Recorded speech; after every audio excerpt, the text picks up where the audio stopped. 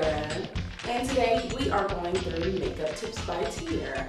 And I am going to demonstrate how to do a pretty red lip. So I already have on my hand 2 pre-made little glosses or concoctions that I actually made from scratch. I mix them on my hand because it's just easier to work with my hand as opposed to more and more tools. So I have 2 lip brushes for the different colors that I'm going to use. I have a darker, deeper red that I mix with a pigment in a gloss, or a pigment in a conditioner, or something that can actually spread nice and evenly on the lips as well as keep it hydrated. And this is also just another red lipstick that I already scooped out just to make this process a lot easier.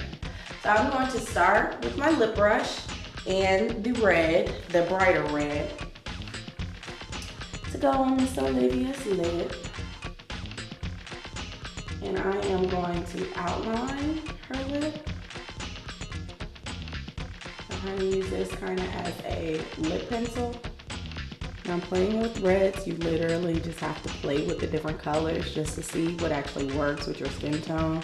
Because one red might not come off red on your skin. It might come off more orange or more pink or any other color. You just kind of have to play with them and learn the different textures.